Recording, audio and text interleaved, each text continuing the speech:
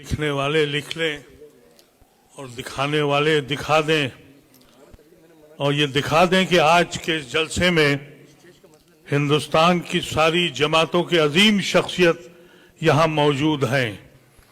एक सोए हुए शेर को जगाया है तुमने, एक कौम जो सोई हुई थी उसको जगा दिया है। शुक्रिया मोदी साहब।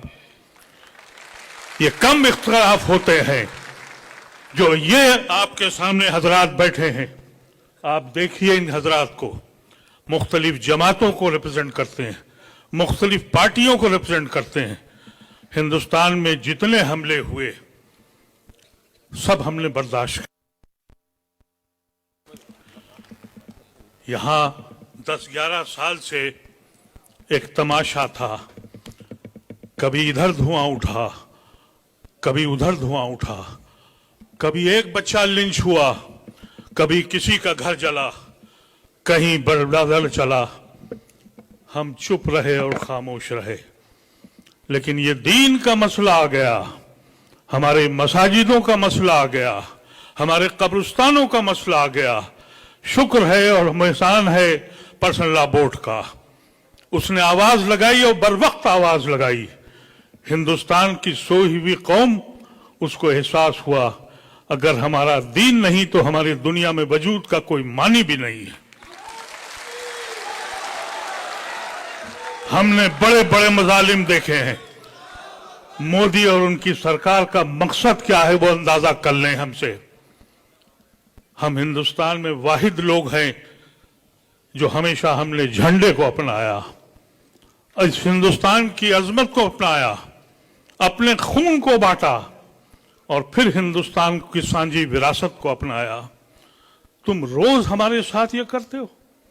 एक बात मैं बावर कर दूं आपसे, सुप्रीम कोर्ट में जो 2 मसाइल अटके हुए हैं जिस पे 5 तारीख को मसला है, पूरे पार्लियामेंट के अंदर एक एक मेंबर कहता रहा कि ये गैर कानूनी है, खुदारा इसको मत लाइए।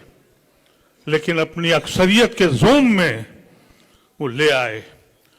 सुप्रीम कोर्ट यकीनी तौर पर अगर उसकी को अपनी अजमत कायम रखना है, वो मुहाफिज है हिंदुस्तान के आइन का, तो वो ये 2 या 3 मसले जिस पे आज रुका बहस है वो इंशाअल्लाह उस पे स्टे लगेगा। लेकिन ये मत समझिएगा कि आपकी बचत हो गई है। पूरा का पूरा कानून नाकिस है। बहुत सी चीजें ऐसी हैं जो आप सोच भी नहीं सकते। कह दिया कि 12 साल से ज्यादा जिसका कब्जा है वो उसी का हो जाएगा। हमारा यकीन यह है हमारा कि औकाफ की जमीन जब आप अल्लाह के हवाले करते हैं तो वो हमेशा से अल्लाह के हवाले हो जाती है। मैं क्योंकि उस कमेटी में रहा हूं 2013 के, जिसमें यह एक्ट बना था, उसका मैं मेंबर था। उस वक्त हम लोगों ने कोशिश की थी कि उन सारी जायदादों को छीना जाए, वापस लिया जाए जिस पे काबिज है हुकूमत हिंद भी, स्टेट गवर्नमेंट भी और हमारे अपने लोगों ने भी कब्जा किया था। अब अगर वो 12 साल से काबिज हैं तो जमीनें उनकी हो गई। और मोदी ये कहता है कि हम गरीबों की भला कर रहे हैं। तुम औकाफ की जमीनों को छीन कर किसका भला करने जा रहे हो? मोदी ये कहता है कि हम औरतों के लिए बहुत फायदा करने वाले हैं। औरतों के तो हुकूक ही छीन लिए उसने ये कह दिया कि 5 साल आपको प्रैक्टिसिंग मुसलमान होना है। तो ये खवातीन जो अपने घरों में इबादत करती हैं, क्या इनके बुर्के उतार के देखोगे? घरों में घुस के देखोगे कि ये दीन के काम कर रही हैं? उनके हुकूक छीन कर बेशर्मी की तरह बयानबाजी हो रही है। हम समझते हैं बहुत बहुत बड़े लोग शख्सियत आपके बीच में हैं, लेकिन एक बात याद रखिएगा, ये पर्सनल लॉ बोर्ड ने जो आवाज दी है इसके मानी समझिए। ये मत समझिए कि एक मीटिंग आपने कर ली और आप खामोश हो गए। बहुत से हमारे हिंदू भाई ऐसे हैं जो हमारे साथ हैं लेकिन औकाफ को समझ ही नहीं पा रहे हैं। उनको ये अंदाजा ही नहीं हो रहा है। वो समझते हैं कोई ट्रस्ट है, कोई ऐसी संस्था है। उन्हें ये मालूम नहीं है कि औकाफ की जमीन अल्लाह की जमीन है। उसमें खुर्द-बुर्द करोगे तो हम माफ नहीं करेंगे, तुमको याद रखना। और अल्लाह भी तुमको माफ नहीं करेगा। इसका एहसास तुम लोगों को होना चाहिए। छोटी छोटी मीटिंगें करो अपने मोहल्लों में, अपने कस्बों में, अपने घरों पर, और बुलाओ, उनको बताओ कि ये हमारे कत्ल की साजिश है, हम इस मुल्क में किस तरह रहेंगे, इसका फैसला तुम्हें करना है। तुम्हारे आने वाली नस्लें इस मुल्क में कैसे रहेंगी। जितने हमले हुए हैं हमने बर्दाश्त किया है, लेकिन इससे बड़ा हमला मैंने अपनी जिंदगी में तो नहीं देखा। और आज मैं ये कहना चाहता हूं कि आप तैयार रहें, छोटी मीटिंगें करें, गैर मुस्लिमों के साथ मिलें और अपनी मीटिंगों की इत्तला पर्सनल लॉ बोर्ड को जरूर दें कि हमने यहां मीटिंग करी है, हमने यहां मीटिंग करी है। और ये अफवाह मत फैलाइए कि हम में आपस में इंतशार है। हम यकीनी तौर पर पर्सनल लॉ बोर्ड के हुक्म पे चलेंगे। ये हमारा सबसे बड़ा अदारा है और इस इदारे ने खुल के सामने काम किया है। हम किसी जमात के हों, किसी पार्टी के भी हों, लेकिन हमारी ये जिम्मेदारी बननी चाहिए कि हम अपने इलाके में जा के बताएं कि ये गैर कानूनी चीज है। खुशनसीबी ये है हम लोगों की कि इस मुल्क में गैर मुस्लिम की बड़ी तादाद आपके साथ खड़ी है। ऐसा न हो कि आप इसको हिंदू मुसलमान करके उनको अलग कर दीजिए। ये सांझी विरासत का मुल्क है, ये गांधी और नेहरू का मुल्क है और इसलिए आज वो आपके साथ खड़े हैं। लेकिन अगर आपने उनको रुजू नहीं किया और उनसे बातचीत नहीं करी तो ये हिंदू मुसलमान हो जाएगा जो मोदी चाहता है। इसको आपको बहुत एहतियात के साथ काम करना है। ये बताना है आपको कि ये आईन का मसला है और हमारा ताल्लुक इस मुल्क के आईन से है। हमने जुना को इसीलिए ठुकराया था कि हम मुस्लिम मुल्क में नहीं रहना चाहते थे।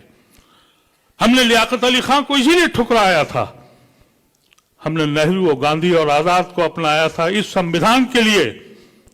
हम जुड़े हैं इस संविधान से और अगर इस संविधान को तोड़ देंगे तो हमारे इस लिखने वाले लिख लें और जिसको कहना है वो समझ लें। हम अपने सबसे आगे आपके साथ घूम देंगे, लेकिन हिंदू भाइयों को जरूर बताइए ये सियासी बिल है, कतन सियासी बिल है। हुकूमत जो भी फैसले करेगी आप ये मत समझिए कि एक्ट के बाद सारे मसाइल हल हो जाएंगे। नहीं मेरे अजीजों, नहीं होंगे। ये लड़ाई बहुत जोर लड़नी पड़ेगी, बहुत लंबी लड़ाई है। जब तक कि ऐसे लोगों को आप हुकूमत से बाहर नहीं फेंकेंगे आप महफूज नहीं हैं। तैयारी करिए कि हिंदुस्तान के सारे जेल छोटे पड़ जाएं, वहां जगह न रहे। हमारे ऐसे ये सारे हजरात, इन्होंने पर्सनल लॉ बोर्ड की मीटिंग में ये बात कही थी, मैं उसमें था मौजूद। सदर मौसूफ ने कहा था कि अगर जेल जाना पड़ा तो जाऊंगा। सेक्रेटरी जनरल ने कहा था जेल जाऊंगा। अगर ये जाते हैं तो मेरा ऐसा मामूली इंसान भी अपनी आखिरी सांसें जेल में उतारने के लिए तैयार है। आप तैयार हैं? बता दें हिंदुस्तान के लोगों को कि खोई हुई कौम को हाथ छेड़ो मत करो, हमको इतना परेशान मत करो। हम इस मुल्क में इसलिए आए थे कि इस मुल्क को हम ऐसे बनाएंगे जिसका ख्वाब हमारे बुजुर्गों ने देखा था। हम इन अल्फाज के साथ हम गुजारिश करते हैं आप हजरात से कि ये सिर्फ जलसा समझ के मत चले जाइएगा, पैगाम लेके जाइएगा जो पर्सनल लॉ बोर्ड आपको पैगाम देगा।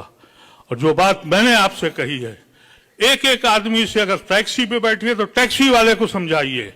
मैं अभी टैक्सी से आया हूं, टैक्सी वाले को समझाता हुआ आया हूं, गैर मुस्लिम था। और जहां भी आप जाएं उससे बताएं कि ये कैसी जालिम हुकूमत है जो हिंदुस्तान को लम्हे लम्हे किस्तों में तोड़ रही है, किस्तों में तोड़ रही है। इस मुल्क को हम टूटने नहीं देंगे। वाखिर दवाना अल्हम्दुलिल्लाह रब्बिल आलमीन।